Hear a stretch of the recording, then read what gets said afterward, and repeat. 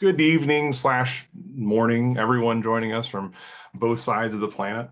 My name is Seth. I'm VP of Operations at Zest. Today's session, your client experience, looking at experience through the client's perspective, is designed to turn the camera around. Instead of viewing service delivery through our internal dashboards and ticket queues, we're going to step into our client's shoes and see what they see, feel what they feel, and most importantly, find out where we can make their journey faster, friendlier, and more future-proof. We're thrilled to be joined by a true industry trailblazer to help you rethink what client experience really means in today's technology services world. It's my pleasure to introduce James Davis, Chief Strategy Officer and founder of the TSP Advisory.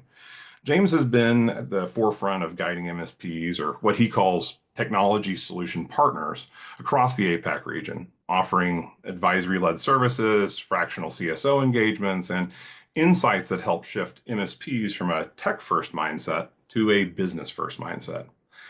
Through his decades of experience, ranging from launching the Pax8 Academy in the APAC region to founding one of the region's earliest MSP coaching practices, James always brings a wealth of actionable strategies.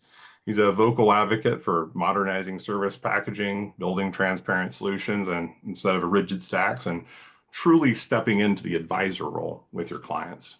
Today, James will guide us through fresh ways to elevate MSP client relationships by focusing on empathy, shifting perspective, embracing modern service models, and building lasting loyalty. On a personal note, I've known James for about 5 years now, and I found him to be a real it-getter in all of my conversations with him. He talks about realistic, actionable stuff you can actually take back to your business. Very much what we're about here at Times. So I'm excited to have him on today. To start, to kind of set the scene, to get us thinking about, this client experience. Imagine you're the client. You're a production server just sneezed. It's 7 p.m. and you need help now. The next few minutes will decide whether you rave about your MSP to other people or just start shopping for a new one. There's just as much opportunity as peril in that moment. And that's exactly why we're here today and what we want to kind of pick James' brain about. Welcome, James. Thank you for joining us. Thank you for having me, Seth. This was probably the most comprehensive intro I've ever gotten. I think you've sold me better than I could ever sell myself. I stayed out of your childhood. We didn't talk about that embarrassing thing you did in college, so we went light. There's a lot of embarrassments through my life. That's why I like to help businesses, and especially the owners, get better outcomes. I've lived it myself, and I love this industry, and I'm really on a mission to elevate, and that's why we wanted to come together today to talk to the partners around client experience. It's something that's vital to our businesses, but I think it's something that we've really lost sight of. And I'm going to dive in today, and we're going to cover quite a few areas. But there's one sort of key message that I want everyone to think about throughout the information overload that you're probably going to get is who are you, who do you serve? There's no single right answer, and that's been probably the most frustrating thing I've been trying to fight against in our industry for the last couple of years. Is there isn't one true model. What matters is who your clients are and what you can do to help them in their business. And so as we dive in, and just to get everyone thinking and set the scene, is we measure ourselves by CSAT. That's a key. It's a key outcome that most people drive by in their service departments. But what we keep forgetting is CSAT's a very transactional measure. We're a relationship business. Our relationships and the overall value we give a client over the long term is far more important than whether we service one ticket well or not. We've all done very poorly in service before. We've all gone on that roller coaster where clients are all happy with us, service has fallen apart, then they're not, then we get back on track. It's very rare that those transactional things actually matter from a client engagement perspective. And that's what we keep getting sucked into. And what I want to start with is why? Why have we ended up like this? Where have we come from? And let's reminisce, Seth. You just mentioned around like the server falling over. Most clients don't have servers anymore. But where we started was a very simple beginnings, very complex technology and very poor technology that would fall over on from a light breeze. Someone would sneeze and the network would fall over. And that's where we cut our teeth. When everyone started, we were probably only a handful of technologists in a regional area that could solve any small business technology problem. And that's where we started to build these responsibilities. Like you said, a server would fall over. How fast could we respond and how could we get something? Something would break. And then we were the white knight. We would work out how to fix that. And then it was working again. Everyone was happy because that was where we were, say, 15, 20 years ago, because there was no standardization. Environments were all hodgepodge. The technology wasn't great. Everyone remembers SBS server fondly, but that's rose-tinted glasses. How many things would go wrong in that beast of a small business server? There was constant issues, but that's where we developed our value.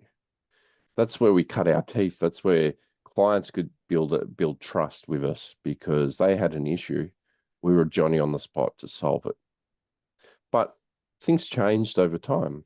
We realized maybe reactive break fix wasn't the right answer. We started to develop that whole MSP concept generally 15, 20 years ago. There weren't that many MSPs. It was around as a concept, but it didn't really start taking off till about the 2010s. And so we started to develop that proactive mindset. We realized maybe if we patch those things, maybe if we set some stuff up in a standardized way, all of a sudden the client wouldn't have as much issues. But we're still very much break fix at heart. Our early days, our founding days of a business, we built our core value pillars around how fast we could respond. The fact that we were local, we could jump in the car. If that server went off at 7 p.m., we couldn't do anything remotely. We could jump in the car and we could get there in 10, 20 minutes. And we realized that if we started to push standardized stacks, that we could solve a lot of problems because we could just give clients well-proven technology that we know we could support and that would work. We reduced a lot of issues that way. And that's been our founding thing. I want you to reflect on that for a bit because that value is what we started to drive through the expectations of our clients. Our clients felt that we needed that. And so as we started to transition into this, we started to create that value prop and we started to build recurring services. We realized, hey, this charge by the hour thing is too much of a roller coaster. It was very hard for our clients to budget for. We couldn't really fit in good proactive maintenance that way with our tools and price it up. So we realized let's create some different offerings. Let's create our recurring services. But there's a thing that we made a mistake of when we started to build these. We didn't price them up correctly in the first place. Most of us, if you think back to those days, most of us just worked out what's the average spend of a client. Let's put 20% contingency on and she'll be right. And it's not, and I'll tell you why soon, but also we were basing it all on our support. It was all based on that reactive support, and we thought we could solve that problem. We sold it because we weren't fully across the value props and understanding how it all operates and how it should operate. We sold it basically to our client of, we'll set you a fixed price so you don't have to worry about our spend creep, and we'll just take care of the whole environment. You'll never have to worry again. But as we're finding in more recent times, that value prop is very hard to shift because we've set a big expectation with our clients that we've got everything covered. But as you'll find out through this presentation, we don't have everything covered and we're having to backtrack really quickly. But most partners aren't reshaping that expectation with clients. We're still trying to dance around that because we've embedded it for so long. And what I want you to reflect on is those expectations are affecting us in quite a lot of negative ways. And especially as the industry has become very cookie cutter and commoditized, everyone does the same thing with basically the same tools. That pricing methodology that we used has affected margins quite significantly. We've never changed our thought process from being a break fix shop and becoming a true MSP with a lot more automation, a lot more proactivity, a lot more proper management of IT. And so we're sort of stuck where we are. And what we've tried to do in the past to change some stuff is default to how do we interact with clients? You think about our value prop. When we first started, everything was done by phone. Our server would fall over at night. Someone had to ring us. We would worry about how we respond and we'd answer the phone. We realized that was quite inefficient. So we started to drive everyone to send in an email unless something's urgent and give me a call. And then in more sort of recent times, probably the last sort of 5, 6 years, we thought, oh, let's adopt a client portal and push everyone through that because all of a sudden we can make our intake of tickets a lot easier because we can create a form and people fill out their details a lot better because what they're sending through via email is rubbish and we need to call the client and get more information anyway. But we've taken that approach based on what's good for us, what makes us more efficient in terms of getting information. We haven't thought about why the client needs to contact us. We haven't thought about what value they're getting through the touch points. And we haven't thought about what's the best for the client need. And I'll talk a lot more about that in a minute. But what's overall happening is all our past mistakes are driving quite poor profitability because we're not efficient in what we do. And we're trapped between basically a scalable model and a white glove service where we've got one foot in each camp. So we're overserving our clients hugely for low prices, but we're not scalable to have enough volume coming through that we can run on generate margin dollars of low percentage margins. And that's what keeping us trapped alongside those expectations that we've set. And so a lot of partners are just feeling super trapped, super lost, and they're not thinking about the future. And what's happening is we're starting to see churn, we're starting to see even more pricing pressure, and we're seeing a lot of shrinkage in a lot of MSPs. So what we've got isn't quite working. And before I go into the starting to talk about a bit more, curious from your perspective, Seth, what did you take away from that little segment?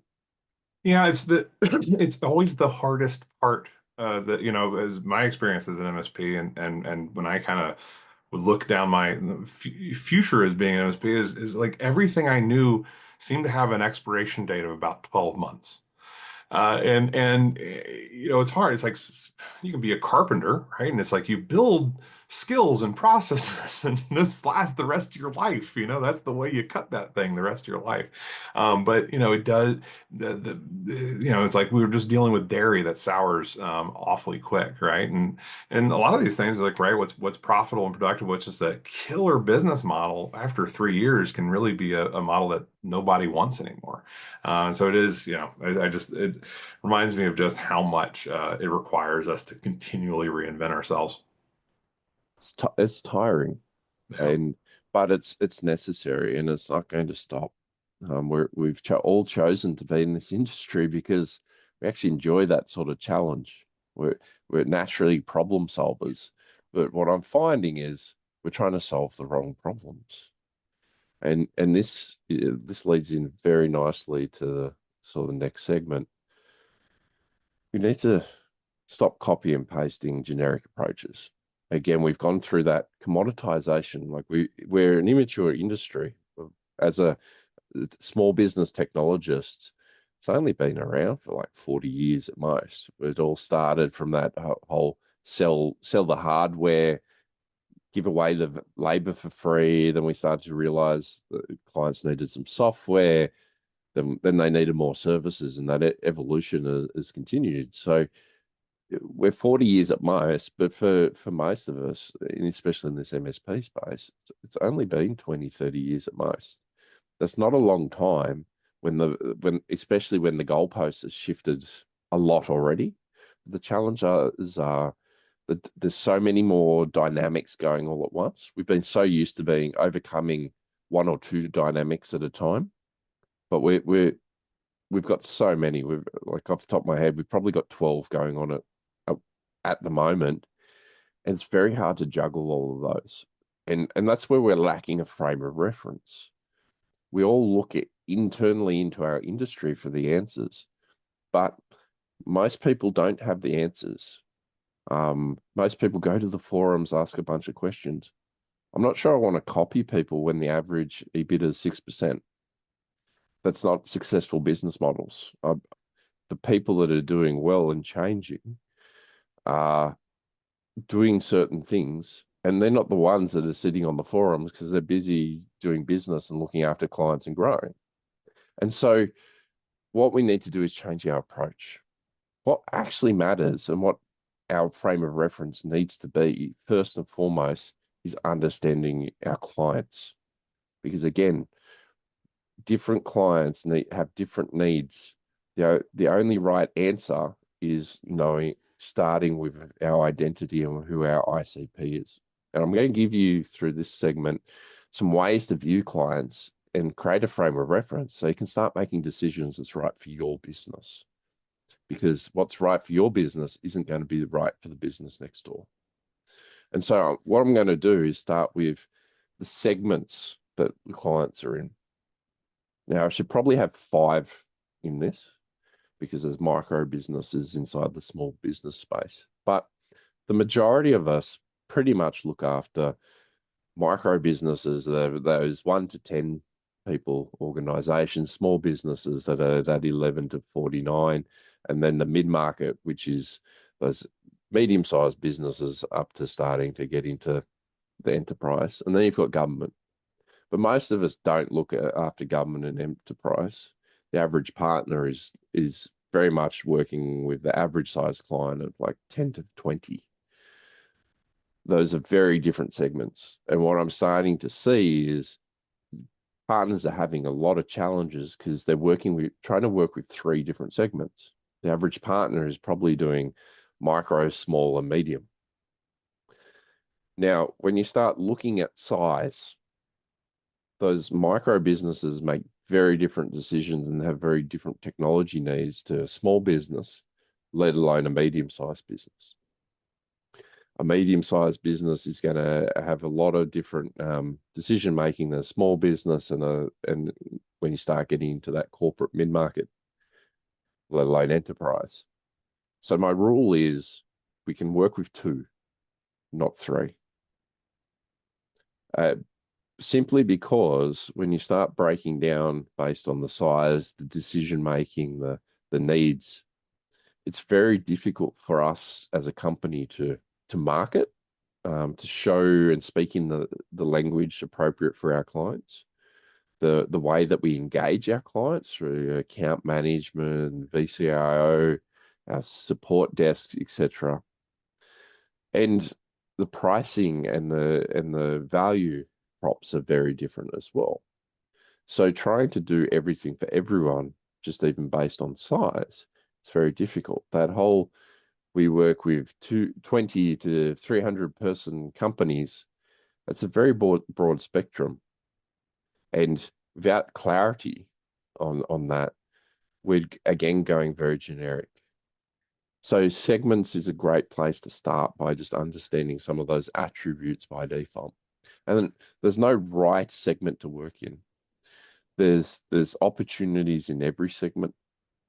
There's different, and based on your skills and capabilities, you're going to have deeper penetration and a natural affinity to different things. From the segment, we need to start understanding what vertical they're in. Each different sort of vertical area that you're seeing on the screen has very different methods of generating revenue, how they operate, how they make spending decisions, how they budget, the types of people that work in these businesses, the personality. None of these are the same. Yet our MSPs, the average MSP, will be completely horizontal. It's very rare that you come across a verticalized MSP. And so what ends up happening is we don't understand these verticals. We don't understand the companies by default. So we can only go so deep. And what that means is we become very generic. We need to work at the lowest common denominator. And when you start thinking about that, it's not just about our offerings, it's about our engagements. When you start thinking about how a professional services firm works, where most people are sitting behind a desk all day, a lot of them are billed by the hour, is very different to a hospitality company where no one's sitting behind a desk. They're all on the floor interacting with clients all the time. And the different levels of education, the different levels of interaction of how they work with their clients. They make money a different way. They operate in a much different way. A professional services firm, a printer issue might be an inconvenience, whereas a hospitality company, if their kitchen printer isn't working, well, that's stopping them from making money. It's affecting their clients. They can lose business because of that. So how can our team understand the urgency of even just our incident resolution, let alone how can we bring value to those particular clients? And let's scratch a little deeper. What about the roles inside those businesses? If you look traditionally from our interactions from the past, most of us have a key contact at our client, and it's often an operational leader. It'll be a practice manager, it'll be an ops manager, it'll be uh, uh, those kinds of contacts that they run the day to day. It matters if their technology is up or not. They're the responsible ones for putting out the fires just so the business can operate. But times are changing. Technology isn't just about the infrastructure and keeping it up. More and more across the organization, they're leveraging technology in much different ways. How they generate their revenue, how they interact with their clients. Then you start putting on the risk side around cybersecurity. You start looking at the transformation their business models are going and who's driving that inside the businesses to create efficiency and enable scale and growth.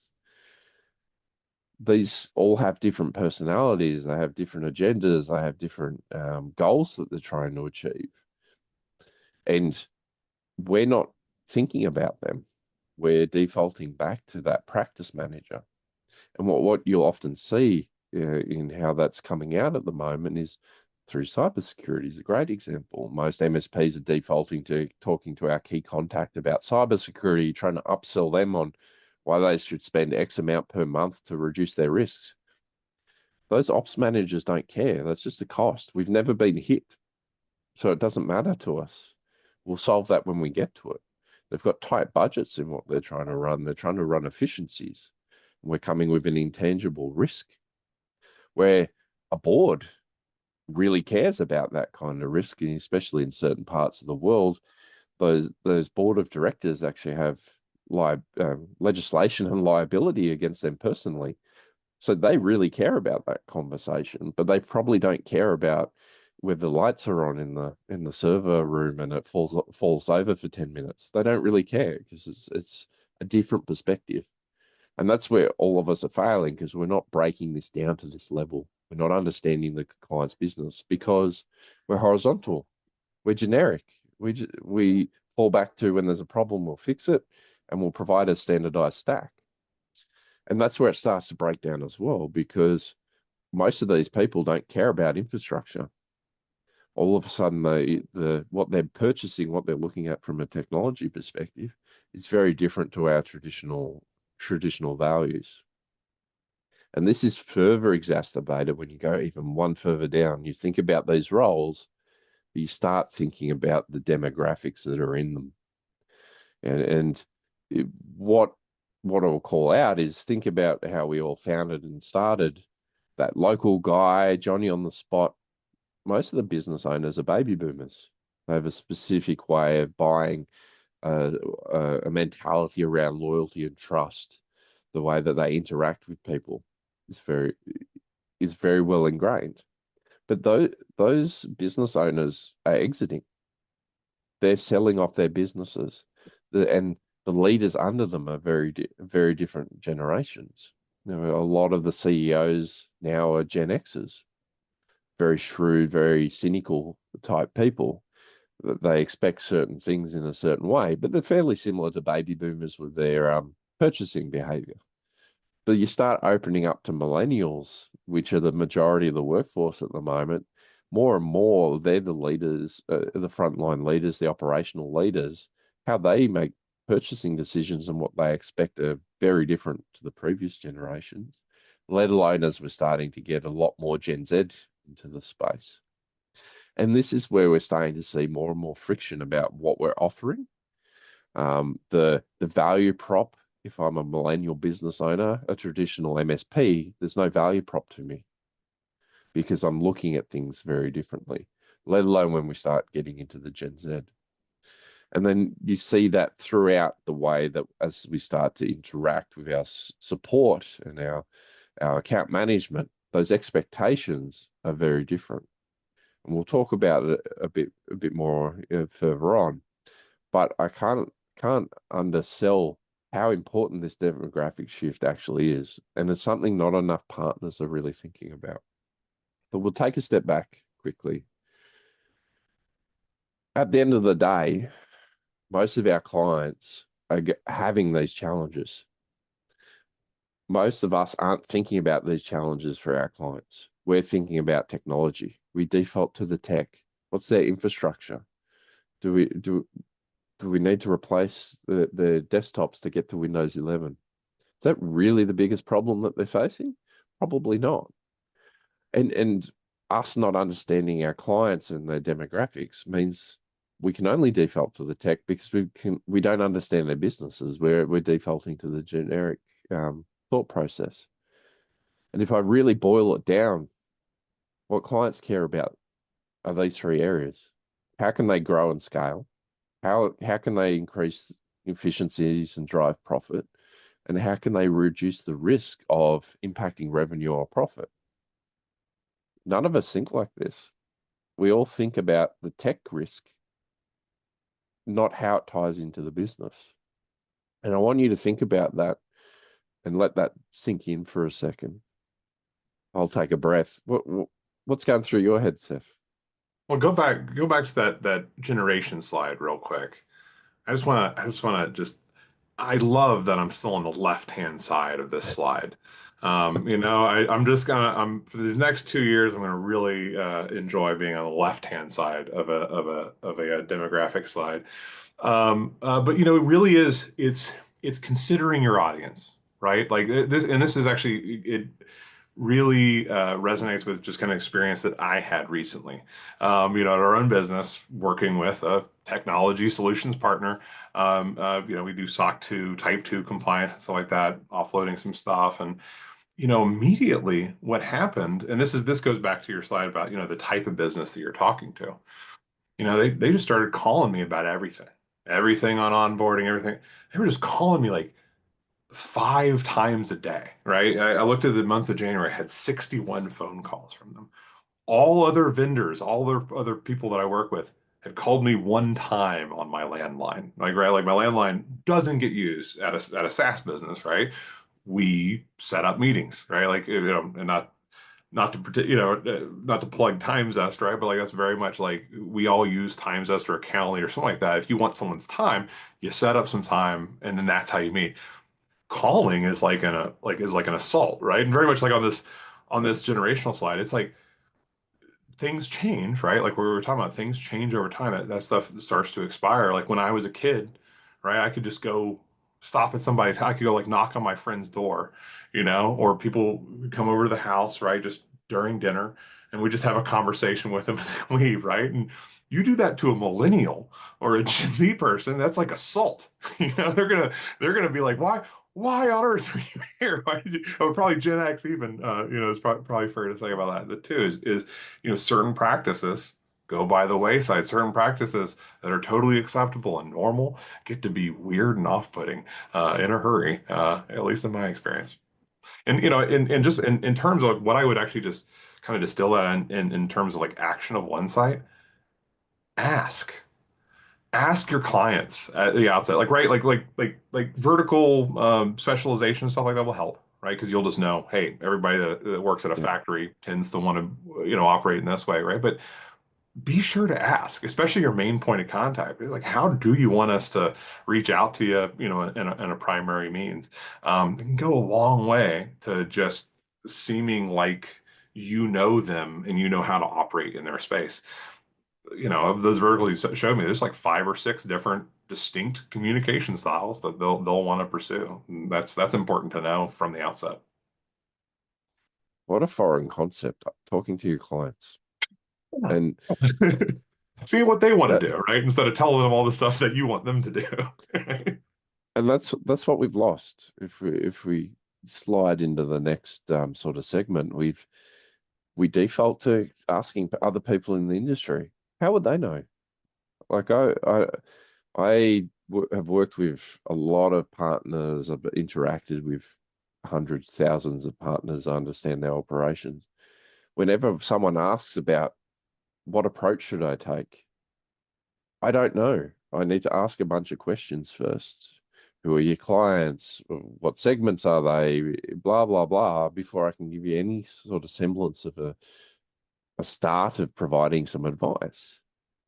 And it all comes down to we're not talking to our clients. And what we've discussed so far is how much has changed and how much is changing. We need to start getting a lot more engagement with our clients and understanding them. They need us to improve. They need us to transform and change, because if we don't, they're going to go somewhere else.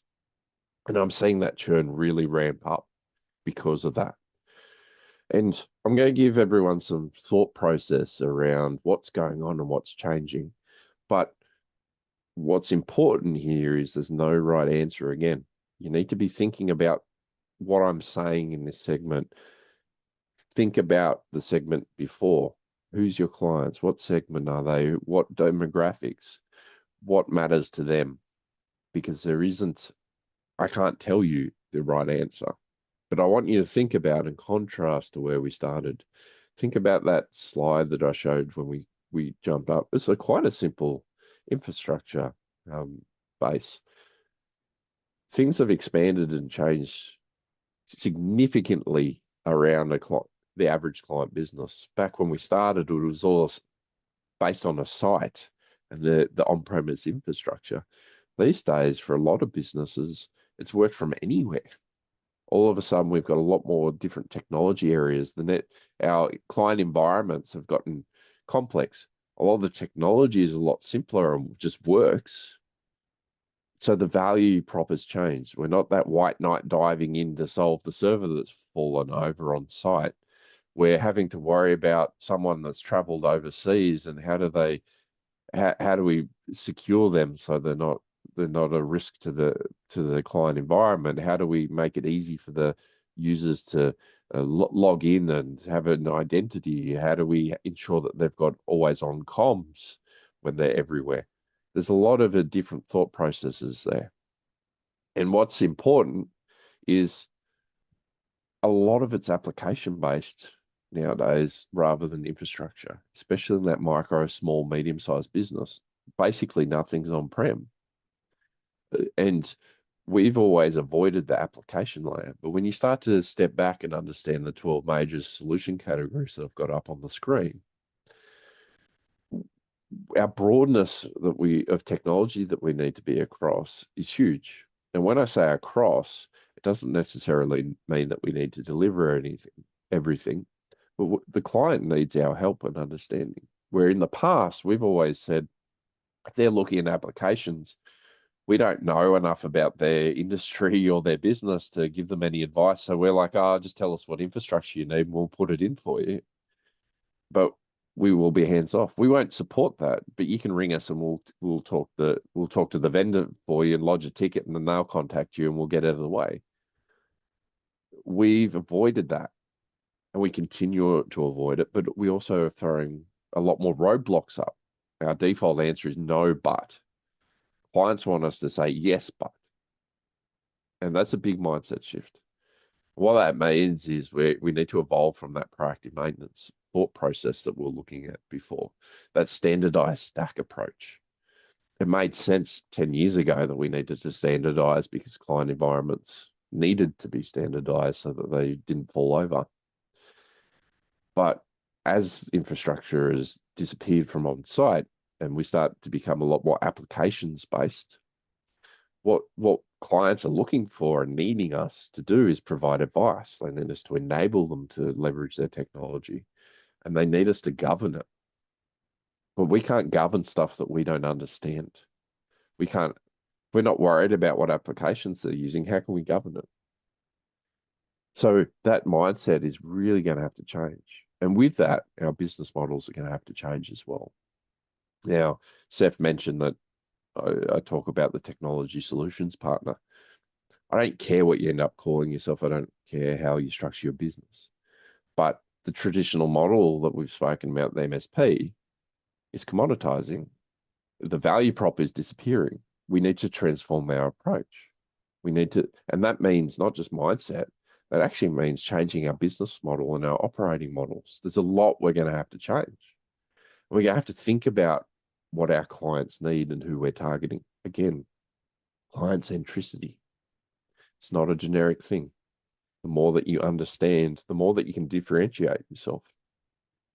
You're going into those verticals and saying, we do it this way, this is the value props that we're giving, you're going to cut through a lot of the noise, because all the average MSP can do is go, we provide managed services, we provide a help desk, we use these tools. There's no differentiator because there is none. It's a generic model. And so this is the opportunity to really stand out. This is why we're not getting leads. And when we think about that technology changing, we've got to think about how can we create a whole solution portfolio. There's an end-to-end client journey here. We've traditionally been we will engage with someone, we will procure some hardware or software, we'll implement it for someone, and then we'll manage it through our recurring services. But clients need more than that. There's a whole client journey on every particular technology solution categories, and then there's solutions inside it. We need to start thinking about these other areas. How do we provide advice and guidance? How can we architect and chart a solution and take clients through that so they can make decisions and get the right outcomes? And how can we enable the end users? There's so much more opportunity to generate revenue and profit by actually taking clients through that journey. Things aren't as simple as they used to be. We used to be able to just go, you've got a network, we need to uplift it from 100 meg to a gigabit network. Done. Like that was that's what we did. It was lift and shift type projects. Well, that still is sort of out there. That infrastructure projects are disappearing. What's happening is there's a lot more micro projects. There's a lot more different engagements because client environments are different. How they need to leverage technology is very different.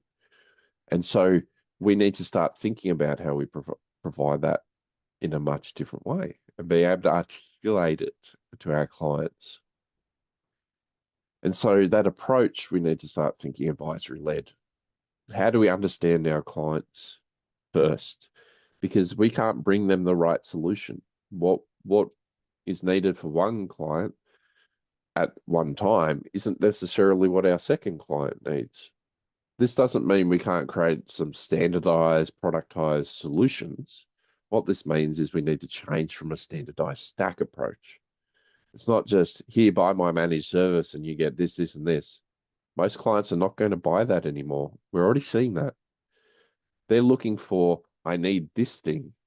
I might need support to solve this issue. I might need governance to do this. I might need this at this time. And then a year later, they might need this and they might need that. It's a portfolio approach.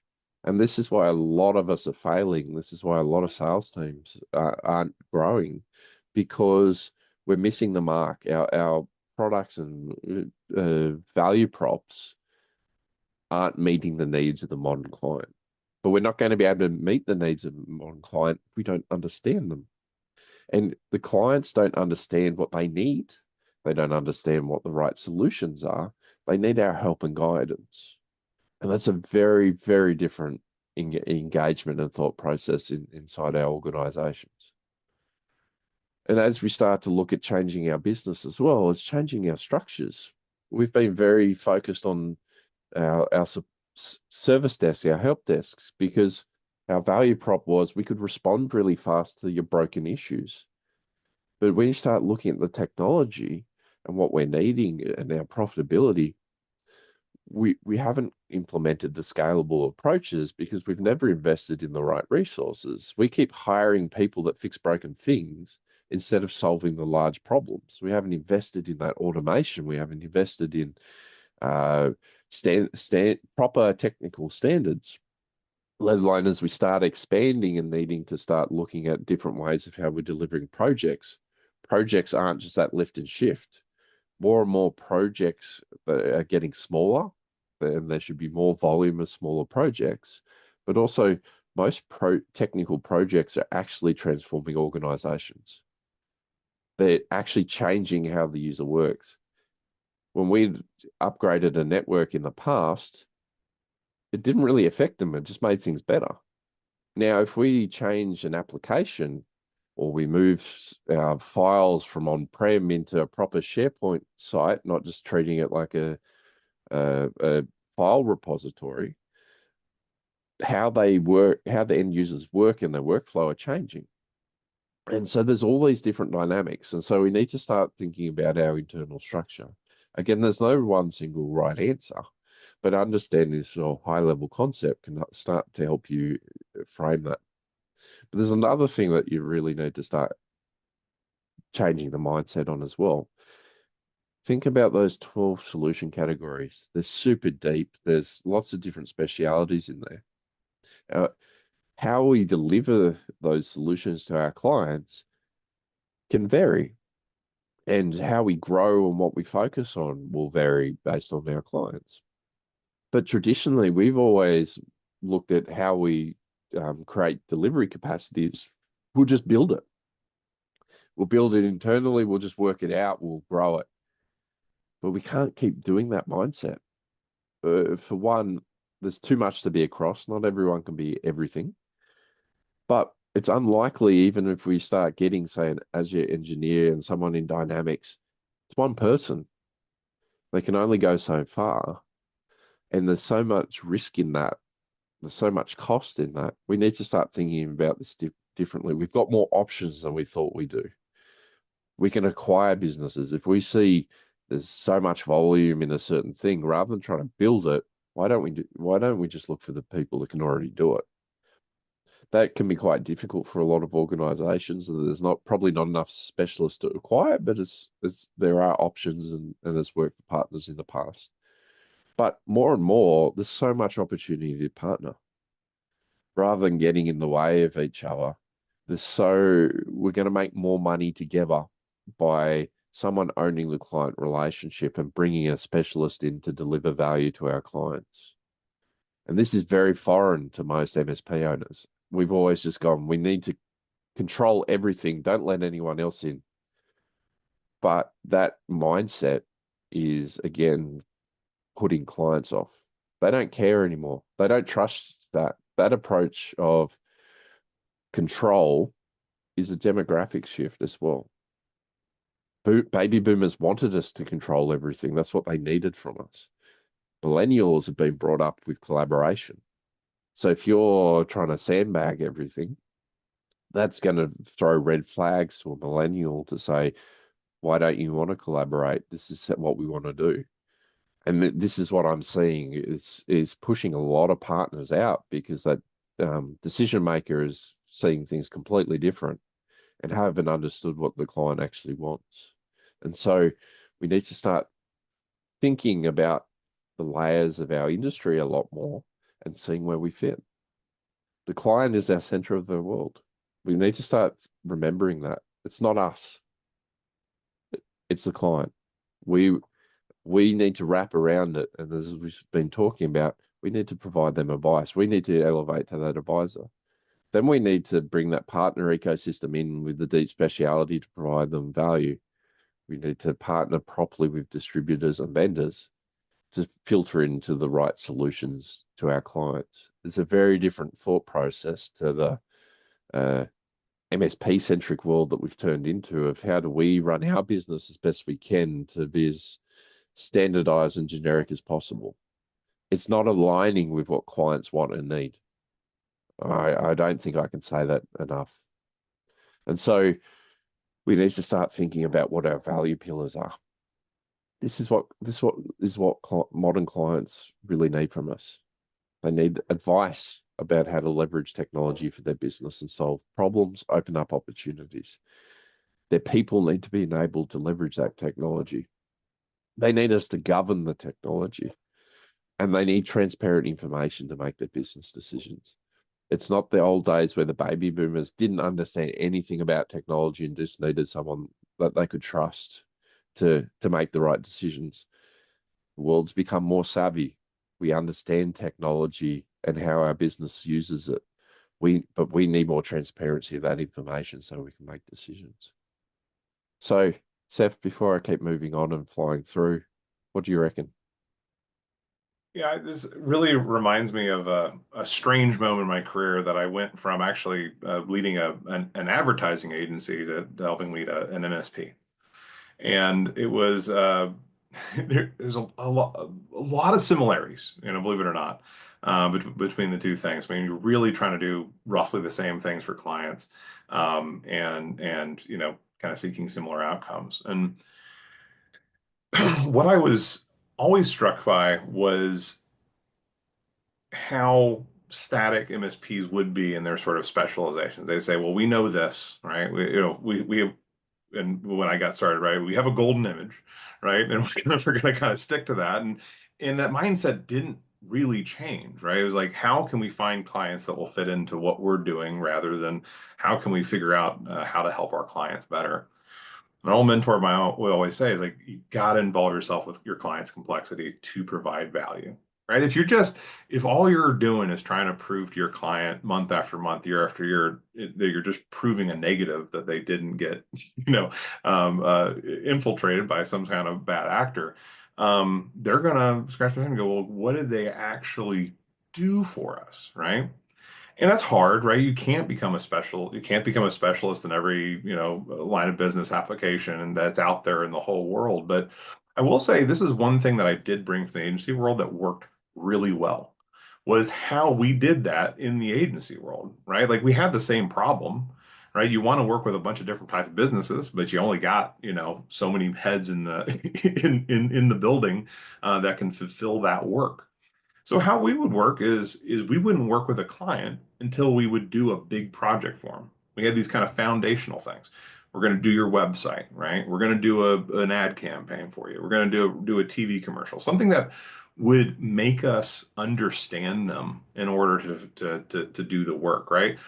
It would make a couple people a specialist in the things they did. Man, I tell you what, I did SEO for a long time.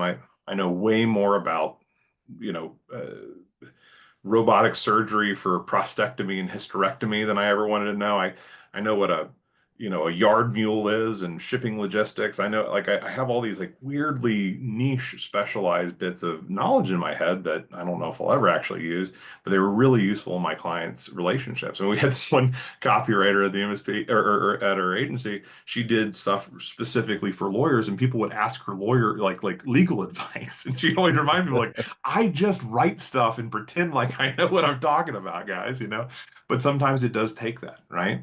It doesn't hurt to learn a little bit. Another mentor of mine says, adults can study too, right? Like you can learn new tricks, and it doesn't mean, hey, restructure your whole business for every type of new client you get, right? But if you're not involved yourself with their complexity, if you're not having to learn something new to take that client on, the chances you're providing them real value that they're going to recognize gets to be very slim. It's it's so true. What you just said there around the golden image and trying to force everyone into fitting into our golden image. That's a commodity. Mm. That's I always reflect back when I talk to partners about this is electricity companies.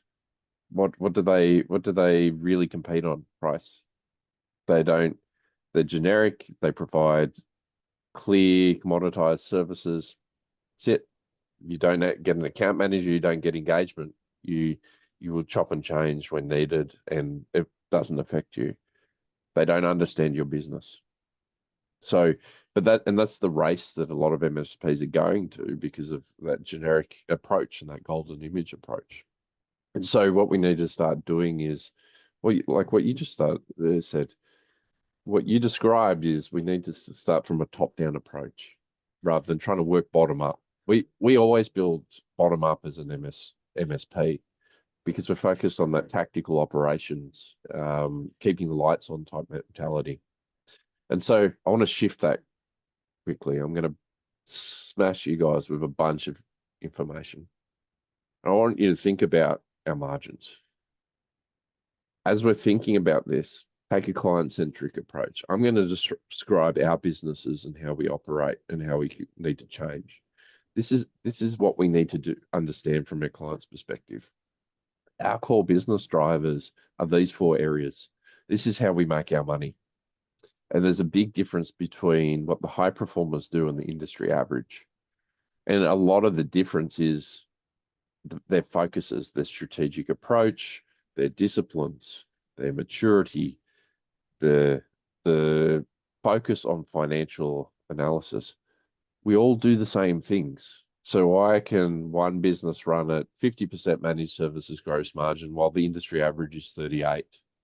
There's very different ways that they're operating and what they're focused on. So the more that we understand what the best practices are, and this is what I've done, made a living of for the last 8 years, I can come in and understand why are we out running at average. Here's some steps that we can take. Here's some technology we can leverage. This is what the guys that are doing the high performing are doing. Let's go on a transformation journey.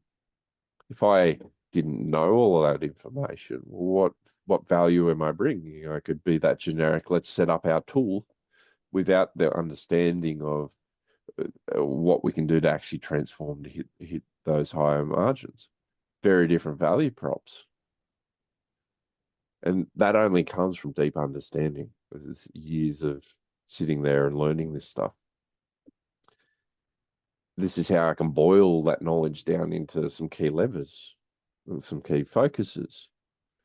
Think about your clients. If you're generic and horizontal, how can you understand this stuff? Like you just said, Seth, it's like once you start understanding the language and how they're making their money, all of a sudden you can start tailoring your solution portfolio to start identifying their problems and likely challenges, likely opportunities to start bringing them solutions that are going to unlock it. People will pay a lot of money if you can help them make more money. And that's the thing that a lot of us don't realize from an MSP perspective is we've been worried about that technical risk. Clients don't actually care about that. Clients care about how are they going to generate revenue, how are they going to generate profit. If you tap into those and provide solutions for those, all of a sudden the margins that I showed you before are even higher because there's easy business ROI. It becomes so obvious to the clients that they don't care. It's a different conversation. And so this is where we need to go back and think about our clients and apply this to ourselves. Where is our starting point? What maturity level are they operating at? Are we working with companies that are starting up that don't understand a whole lot and they need that foundational sort of technology? And if we bring the right solutions, we can fast track their growth. Are they developing where a lot of MSPs are? They've got a bit of documentation, they've got a bit of measurements. How do we help them go from that stage 2 to stage 3 maturity? How does that help their growth? How does that help their profitability? Using this sort of framework thinking, we can then create client journeys. And that's where we can start thinking about then, how do we create solutions? So I'm going to quickly take you through a thought process. Most of us can't productize a solution. Like if we go back to our managed services, we saw how much we were charging, we put a contingency of 20% on, done. That was our managed services packaging. And then since then, all we do is jump on the forums and go, what's in your stack? How much are you charging? And then we'll copy and paste. This is how we've ended up where we are.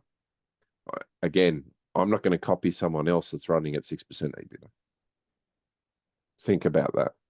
And so there's a structured methodology on how to productize this. I'm going to go through this quite quickly in terms of thinking about just end user support.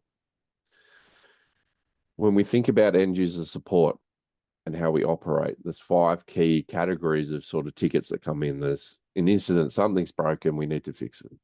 Problem, something keeps breaking, how do we resolve that forever so it doesn't happen again?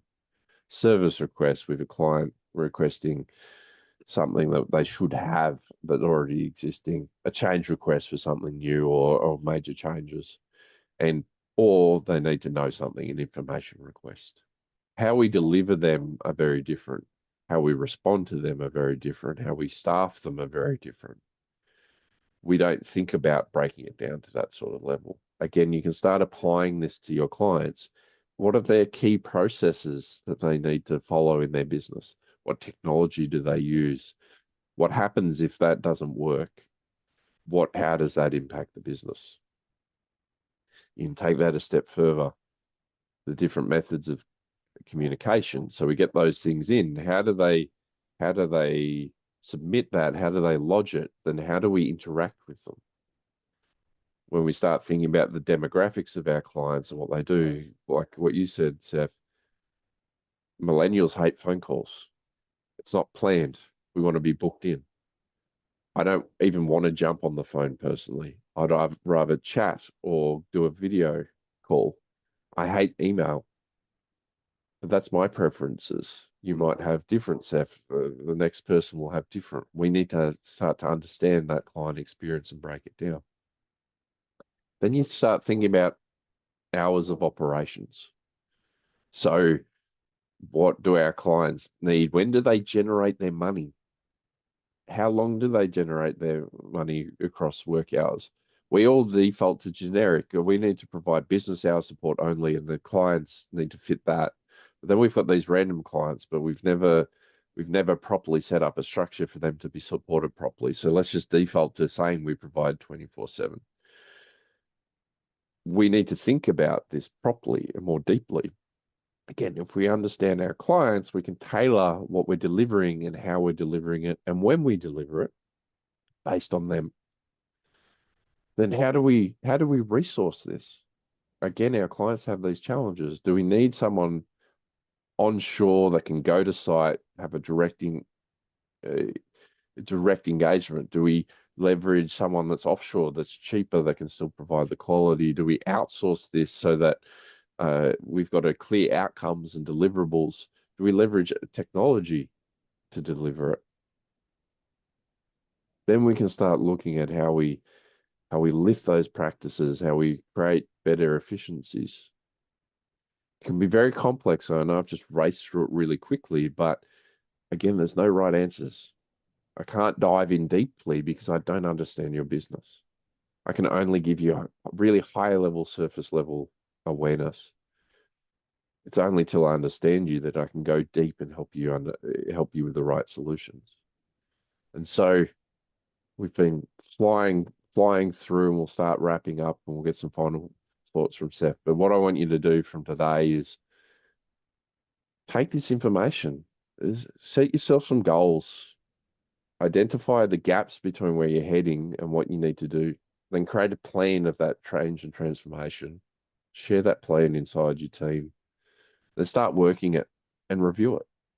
It's as simple as that, one step at a time. You don't need to go from a traditional MSP to a modern TSP like that. One step at a time. And if you're looking and lost where to start, talk to your clients. That should be your first thing, more than anything. So, Seth, I've been rambling for an hour. What are your final thoughts? Yeah, just on the last section that you were talking about, it reminded me of, a little bit of being on the vendor side of the MSP space, right? And it was a lunch and learn at an Evolve conference, right? And this guy is like a sales guy, right? Really didn't know the space. He's giving this presentation, and someone raised their hand and asked, and he's like, "Hey, you guys SOC 2 compliant?" Just like a basic question about their tool. And he goes, "Yeah, we have a SOC." Thinking that he was, completely missed the term. And everything he said after that, no one listened to a single word, right? Because like he clearly wasn't a native. So think about that with your clients, right? How credible are you when you make those kind of missteps, right? How credible are you if you're not talking like they're talking, right? It's just basic social matching. But you know, all this is excellent, right? And very much recommend, if you are looking to work on something like this, coaches are super helpful, right? Um, hey, I'll just give some real talk to small business owners, right? Sometimes it can be hard to take advice, right? You kind of get into a mode where you're not taking advice from people. You can figure it out. You figured out the past 10 years, of course you can figure out the next 10 years. Don't make it hard on yourself. Get a coach. Get somebody that can have an overhead view of a lot of different businesses. It was the same sort of value you provide as an MSP. It's the same sort of value I used to provide as an ad agency. I could see into a lot of different businesses and help businesses in that way. And when you're only, in one business, you only see one business. So very much recommend this stuff. Also check out, his like LinkedIn pages, stuff like that. He's a big sharer of information on a regular basis. I consume a lot of this stuff, and I really recommend, check out those channels as well. There's some great advice, Seth. And the last thing I'll say before we wrap up, if you're listening to this and you're like, I've been doing this for 20 years, I don't have the energy to transform. I can't see how I'm going to do it. Plan your exit and get out in the next period. It's the best time to sell. There's more buyers and sellers. Go out on top, because if you don't transform, you're going to start going into a spiral. And I'm not saying that to seed fear. It's the reality. I'm seeing more churn than ever, and the stagnation and staticness of the industry as a whole is huge. So if you're not going to grow unless you transform, you're not going to be in the same position if you don't transform. So exit, cash out. It's going to be plenty of work, plenty of different things. You can always start again, but don't sit there and hope for the best, because if you don't do anything, it's not going to be a good outcome. Very true. Well, listen, we're going to have a recording of this if you want to share with colleagues or anything like that. Actually, it's going to be tomorrow. It's like 7 p.m. here on the East Coast of the U.S. So won't quite get that up until tomorrow. But look forward to our YouTube channel, youtube.com/timezest. And James, very much appreciate you joining us. Thanks for having me, Seth. This has been great. Same here. Everybody have a good evening/morning. Bye, everybody.